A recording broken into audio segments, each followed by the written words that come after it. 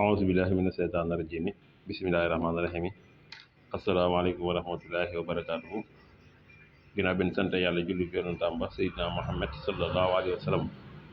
waaye man nekk ñoo leen di jaar di leen ñaanal jàmm ak gudd fan ak wér di ko sàkku ci yéen rawatina yéen ñaa abonné ci Daaru Salaam si baaxu Daaru Salaam si waaw dana seet bu la seetalee wax la sarax wala wax la sa cangaay foo maa dem defi ji ko fa nga dem defi ji ko fa. te nag secret bi leen andi mooy fatiha bu ànd ak ilaafi xuraysin lu gaaw la nag ci toj liggéey. vidéo bi nag ku ko jot mën nga koo partagé am ca Daaru Salaam si waaw tamit dana defar ay ndomba yoo xam ne doon ci kaaraange ak sécurité ak yëkkati ko ni ma koy waxee gars yi rek garab moom jërul publicité te garab tamit moom surtout garab yi wàllu fàcc ak affaire ngóor ak affaire santé yooyu moom jërul publicité koo faj rek keneen dana andi keneen.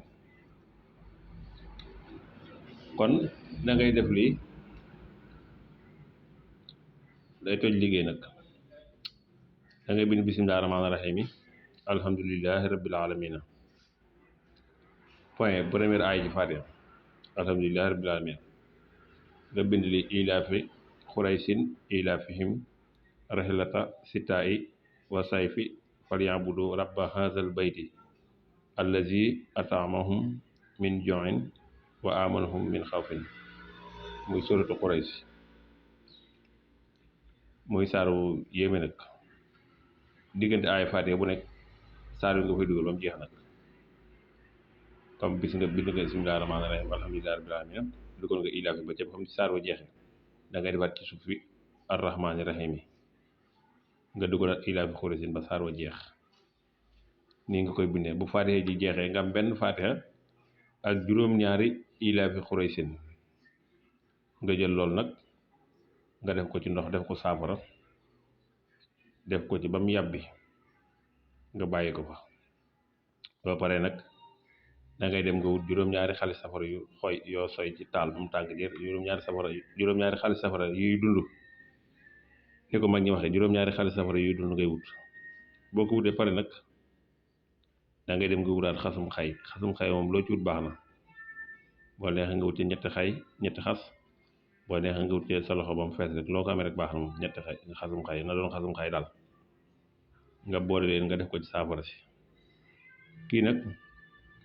da nga koy sangoo ñetti fan rek nga koy sangoo. kii liggéey bu mu fekk ci doomu aadama ci kàttanu suñu borom tabaaraka wa taala da koy dindi. liggéey bu mu fekk ci doomu aadama ci kàttanu suñu borom tabaaraka wa taala da koy dindi. képp ko jàpp ne dañ laa liggéey naam liggéey nii nag mu jàpp ko yombut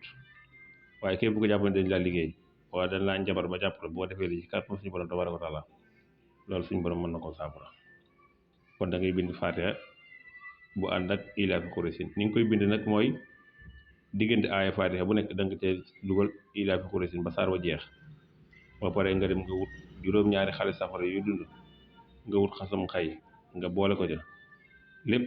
nga def ko ci saafara nga sangoo ko ñetti fan. boo ko sangoo ci kàttanu suñu borom